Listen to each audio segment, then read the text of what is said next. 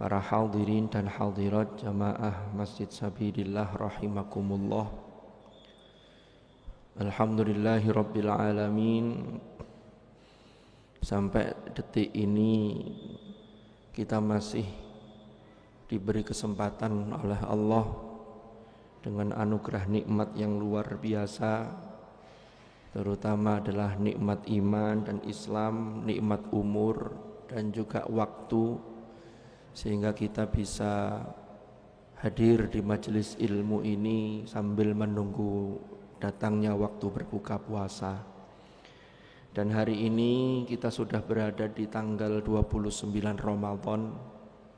Nanti malam kita menunggu sidang itsbat, apakah Ramadan tahun ini 29 hari ataukah 30 hari. Maka insya Allah di Masjid Sabilillah ini sholat id tentunya kita laksanakan sesuai keputusan ulil amri, yaitu dalam hal ini yang ditetapkan di dalam sidang itsbat nanti. Maka dari itu mudah-mudahan apa yang kita laksanakan selama bulan Ramadan ini, puasa kita, qiyamul lail kita, ta'lim kita, dan semua amal-amal kita khususnya di bulan Ramadan dan umumnya semua amal kita mudah-mudahan senantiasa diterima oleh Allah dan mendapatkan ridha Allah Subhanahu wa taala. Amin ya rabbal alamin. Dan mudah-mudahan majelis ilmu ini ditakdir menjadi majelis ilmu yang nafi'an mubarakan fid dini wad dunya wal akhirah. Ala hadhihi niyyah wa ala kulli niyyatin salihah wa ala ma nawainah wa ala ma nawahu as-salafus salih. Thumma ila hadratin nabiyil mustafa rasulillah sallallahu alaihi wasallam wa ila silsilati masyayikhina fi ta'limina wa ta'allumina wa khasatan ila masyayikhina fi masjidina sabilillah hadrat Kiai Haji Mashkur wa Kiai Muhammad Talha Hasan wa ila jami'i man intasaba ilaihi ma syai'un lillahi lahumul Fatihah. A'udzu billahi minasyaitonir rajim. Bismillahirrahmanirrahim. Alhamdulillahi rabbil alamin.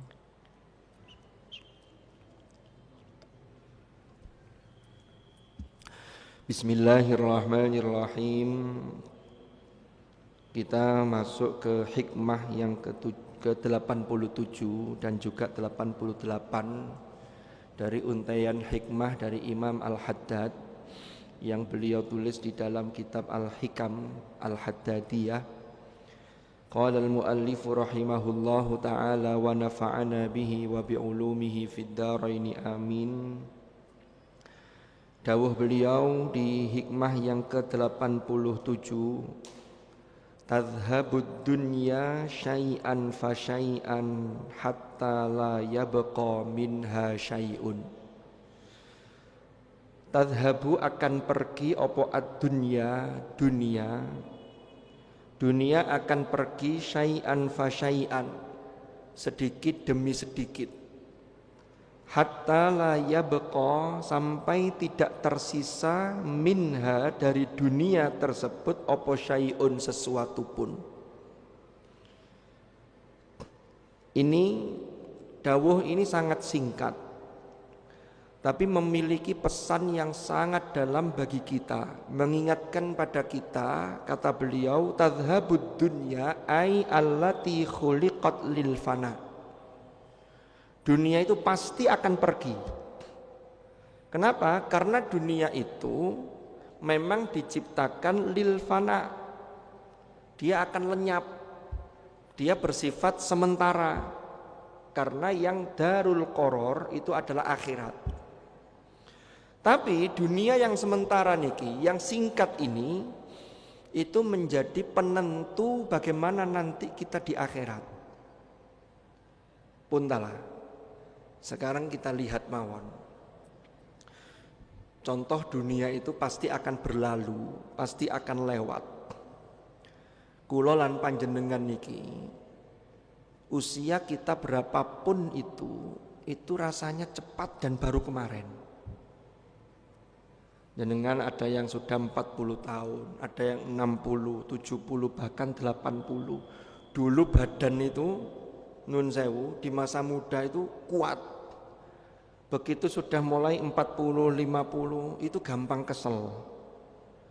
Dulu di masa muda semua makanan enak bisa dimakan, begitu sudah memasuki seiring berjalannya waktu faktor U kalau orang sekarang bilang itu, ini sudah pantangan, kenging niki didik asam urate kambuh, kena iki didik kolesterolnya naik. Niku lewat semua. Dan nanti pada akhirnya ya ayyuhal insanu innaka kadihun ila rabbika kadhan famulaqih. Kita pasti akan menemui Allah. Kita lihat, kula lan panjenengan di usia berapapun, kita dulu punya orang tua, kita dulu punya mbah. Mbah kita sudah kembali kepada Allah mendahului. Makanya pertanyaan besarnya, terus tentunya ini pados nopo? Maka jawabannya adalah fasilitas apapun yang Allah berikan kepada kita, baik berupa nikmat sehat, baik berupa nikmat masa muda, baik berupa nikmat yang berupa harta benda, yang berupa ilmu, apapun itu intinya untuk mencapai, untuk menggapai ridho Allah. Jadi orang ini bermacam-macam diberi sama Allah. Ada yang diberi kekuatan, maka jadikanlah kekuatan kita itu selama kita masih kuat itu untuk bagaimana melakukan aktivitas amal-amal yang soleh untuk mendownload, mengunduh rahmat Allah. Soalnya para rawuh, orang itu kadang-kadang pas sehat itu males. Arak sekarang itu bilangnya bahasanya itu mager. Enggak males, mager, males gerak. Padahal nun sewu. Seumpama ada saudara kita, keluarga kita atau siapapun orangnya, naudzubillah, umpama diuji oleh Allah dengan sakit serangan stroke. Tiang stroke itu mboten sakit gerak. Nanti tinggal levelnya, tingkatannya, serangannya seperti apa. Ya, itu yang mboten sakit gerak niku lho pingin gerak. Lah wong sing sakit gerak kok kemudian males gerak. Makanya Rasulullah itu kan wanti-wanti, iltanim khamsan qabla khamsin. Jadi kita diperintah untuk memanfaatkan betul 5 perkara sebelum datangnya 5 hal yang berlawanan dengan ini. Masa muda sebelum datang masa tua. Karena orang itu tidak tahu kita itu bisa mencapai masa tua atau mboten. Panjenengan yang sepuh-sepuh niki sehat, niku luar biasa, niku harus disyukuri. Karena Rasulullah itu dawuh, tuba liman tola umruhu wa hasuna amaluhu. Beruntung orang yang umurnya panjang, amalnya baik. Karena yang masih muda itu tidak ada jaminan bisa mencapai usia seperti panjenengan. Jadi yang masih muda itu jangan kemudian merasa pede, gua ayo aku sregep nek wis tuwek. Loh nanti belum tahu kita ada apa di masa tua. Iya lah sampai umur tua, lek mboten.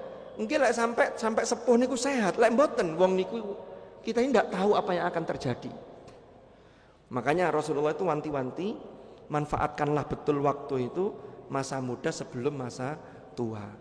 Lalu ketika ada kesempatan untuk berbuat kebaikan sebelum nanti datang kesibukan sehingga tidak sempat. Lalu ketika sehat sebelum datangnya sakit. Lah kita ini kadang-kadang kan meremehkan hal-hal itu. Sehingga begitu diuji dengan sakit akhirnya tidak bisa ngapa-ngapain. Padahal orang beriman itu Allah sudah memberikan rahmatnya itu luar biasa para rawuh. Contoh, ada orang yang biasa melakukan amal-amal ibadah wajib termasuk yang sunnah seperti wajib karena rutin. Itu seandainya seumpama orang ini tiba-tiba diuji sakit lalu tidak bisa melakukan ibadah yang biasa dia lakukan, itu model sistem seperti asuransi nih loh. Itu orang ini sudah mendapatkan apa yang sudah biasa dia lakukan karena istiqomahnya itu, ternyata pahalanya tetap diberikan. Kan ngoten. Atas jenengan ada orang itu kan kemudian sistem ini ditiru oleh lembaga-lembaga termasuk lembaga keuangan. Ada orang pinjam uang bank, nanti cicilannya sekian, ada asuransinya sekian. Nanti kalau belum waktunya jatuh temponya, kok orang ini kemudian meninggal, itu kan sudah dianggap ditutup itu berarti yang sekian cicilannya itu sudah ditutup oleh asuransi. Loh, niki sebelum ada di lembaga-lembaga itu, niki Gusti Allah sudah lebih dulu menerapkan itu. Niki saking kasih sayangnya Allah kepada kita sebagai makhluk yang lemah. Jadi kembali lagi, tadhabud dunya syai'an fa syai'an. Puntala tiang hebate kaya nopo. Niku nek eling mati, niku mestinya hidupnya produktif. Jadi orang beriman tuh mengatakan, itu Imam Ghazali nulis di, saya lupa judul kitabnya apa, tapi terkait dengan menyambut kematian. Itu orang mukmin yang sejati itu menyambut kematian itu bukan malah pesimis. Pesimis itu ngeten, lapo sih ngoyo-ngoyo wong sok mben yo mati. Boten, tapi mikirnya optimis. Karena kita itu akan kembali kepada Allah, maka lakukan amal yang terbaik. Itulah yang disebut ayyukum ahsanu amala. Kenapa? Karena segala sesuatu itu akan selesai. Panjenengan yang sudah usia 40 tahun ke atas itu menangi bagaimana hebatnya orang yang bernama Pak Harto. Pak Harto ini mboten wonten sing wantun sudah, secara politik, secara ekonomi, secara wah macam-macam wis. So gini pirang turunan. Ya. Secara politik menguasai militer, sipil, semuanya dikuasai sudah.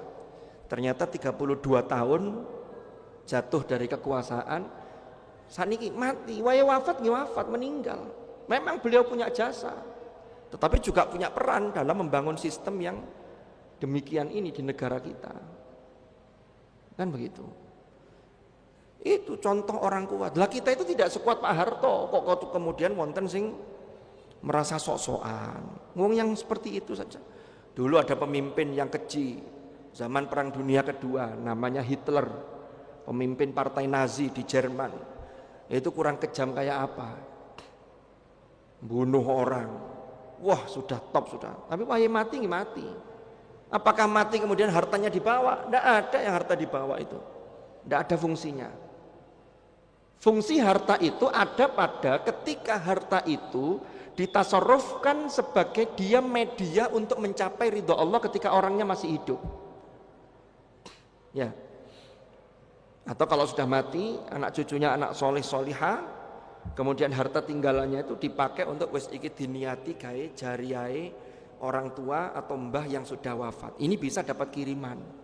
Tapi kalau yang ditinggalkan sudah naudzubillah, anak-anaknya ndak solih, hartanya ndak memberi manfaat, itulah yang disebut nanti yaumala yanfa'u malu wala banun.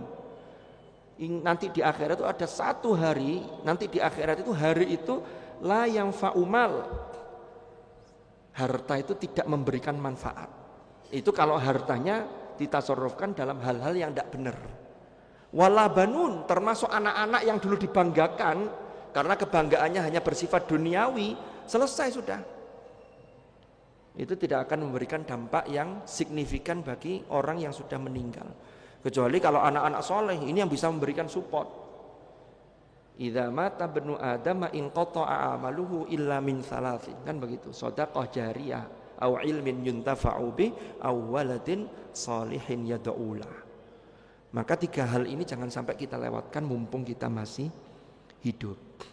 Termasuk bagaimana menjadi orang yang bermanfaat bagi orang lain dan meninggalkan manfaat yang bisa terus mengalir pahalanya, itu harus kita pikirkan. Kiai Tolha itu kan dulu pernah sering wanti-wanti itu, jangan sampai umur kita itu habis untuk ngurusi diri kita sendiri, tapi harus ada peran apa yang bisa kita berikan untuk kebaikan. Kalau dari sisi ilmu, Allah anugerahkan ilmu, ya ilmunya. Kalau dari sisi harta, Allah anugerahkan harta yang berlebih, ya harta itu kita manfaatkan, kita tasarrufkan untuk masjid. Yang masjid itu untuk ibadah, untuk madrasah, untuk pondok pesantren yang di situ untuk li'ila'i kalimatillah. Makanya dalam surat Yasin itu Allah dawuh di dalam surah Yasin itu, inna nahnu nuhyil mauta wa naktubu ma qaddamu wa atharahum. Dan kami mencatat naktubu ma qaddamu, amal-amal yang sudah mereka persembahkan, wa atharahum, dan peninggalan-peninggalan mereka. Ya, meninggalkan perjuangan untuk masjid, meninggalkan tanah wakaf, meninggalkan anak-anak yang solih-solihah dan seterusnya, meninggalkan bangunan tempat sosial untuk nolong orang yang sakit, rumah sakit gratis begitu, panti asuhan, itu semua nanti akan menjadi tabungan akhirat bagi orang yang sudah meninggal. 88. Sekarang kita lanjutkan ke dawuh yang ke-88 dari dawuh Al-Habib Abdullah ibnu Alawi Al-Haddad. Kata beliau, kalamu ahlil ikhlasi was sidqi, ucapan orang yang ikhlas dan jujur, as-sidqi, ahli sidqi, ahli ikhlas. Jadi jujur itu benar, dia ini punya sifat yang benar, membela kebenaran dan jujur, perilaku dengan perbuatannya itu sama. Bukan ngomongnya iya, tapi ternyata perilakunya berlawanan dengan apa yang dia sampaikan. Ini berarti bukan kalamu ahlil ikhlas wasidq. Kata beliau, kalamu ahlil ikhlas wasidqi iku nurun wa barokah. Jadi ucapannya orang-orang yang ikhlas dan ahli kebenaran itu ibarat cahaya dan keberkahan. Bagi siapa? Bagi kita yang mendengarkan. Ini sifatnya luas. Wa in kana ghaira fasihin, senajan atau walaupun kalamnya itu tidak fasih. Makanya kalau dulu ada kiai-kiai, bahkan mungkin sampai sekarang, itu sing ahli tirakat kemudian nyuwuk nggih, tahu nyuwuk nggih pirsa nggih. Itu kadang maca ayat, maca nopo, itu gak patek fasih. Tapi nembus langit. Kenapa? Karena berangkat dari keikhlasan yang luar biasa. Wonten tiyang sebaliknya, mocone wis dilagu diuenak-enakno, tapi nun sewu, ahlul ikhlasnya ndak muncul, sehingga ikhlasnya ndak muncul, tapi termasuk ahlur riya wa takalluf. Mek karena ingin dipuji orang, diwenakno Fatihai, itu ternyata tidak tembus. Karena ini soal sudah kurikulumnya, Allah mengatakan bahwa ini yang tembus, ini yang tidak. Itu yang dikatakan oleh Imam Al-Haddad ini, zulmatun wa kalamu ahli riya'i wa takalluf iku zulmatun wa wahsyatun. Itu justru malah kegelapan dan sia-sia. Wa in kana fasihan, senajan orang itu fasih kelihatannya. Tapi yang baik itu ya fasih tapi ahlul ikhlas. Maka dawuh ini para hadirin dan hadirat rahimakumullah, itu tidak hanya lisan tapi juga tulisan. Jenengan pirsani tulisannya ulama-ulama terdahulu, itu kan kalamnya beliau kemudian digoreskan dalam tinta. Seperti Imam Al-Ghazali, kitab Ihya Ulumuddin, itu ditulis akhir abad ke-5 Hijriah, tahun 400 sekian Hijriah. Ya, menjelang 500 Hijriah. Sekarang sudah 1446. Itu sudah berapa abad? Tapi sampai hari ini masih menjadi rujukan. Dan betapa banyak kalamnya para ulama as-salafus salih, termasuk ulama kholaf, itu yang sampai hari ini tetap kita ugemi. Padahal sudah sekian lama. Betapa banyak ceramahnya orang yang sekarang baru kita dengar kemarin, nun sewu, tapi tidak ada dampaknya apa-apa. Tapi kita tidak boleh menilai, oh aku ono dampaknya berarti orangnya ahlur riya. Tidak bisa, karena penilaian itu hanya di sisi Allah. Niku Allah yang tahu, bukan wilayah kita untuk menilai ini ahlur riya atau ahlul ikhlas. Tapi biasanya pembuktiannya itu tadi, nek wonten asarnya ada cahaya yang merasuk sehingga hidayah itu masuk ke dalam jiwa seseorang, itu berarti insya Allah kalamu ahlil ikhlas wassidqi. Mudah-mudahan Allah senantiasa membimbing kita sehingga kita selalu berada di jalan yang diridhoi oleh Allah Subhanahu wa taala. Mugi-mugi manfaat, mugi-mugi barokah. Wallahu a'lam bishawab. Mugi-mugi manfaat dan barokah. Al-Fatihah.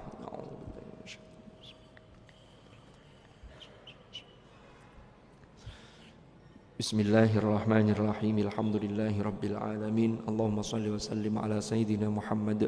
Allahumma anfa'na ma 'allamtana wa bima 'allamtana wa 'allimna ma yanfa'una warzuqna ilman nafi'a. اللهم اجعل اجتماعنا هذا اجتماعا مرحوما وتفرقنا من بعده تفرقا معصوما ولا تجعل معنا شقيا ولا محروما برحمتك يا أرحم الراحمين.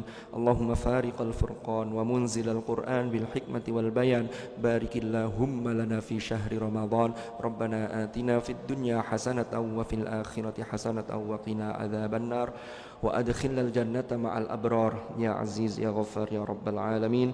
جزا الله عنا سيدنا ونبينا محمد صلى الله عليه وسلم أفضل ما هو أهله وسلام على المرسلين والحمد لله رب العالمين. الفاتحة. سبحانك اللهم وبحمدك أشهد أن لا إله إلا أنت أستغفرك وأتوب إليك وصلى الله على سيدنا محمد والحمد لله رب العالمين. هدانا الله وإياكم أجمعين. العفو منكم. السلام عليكم ورحمة الله وبركاته.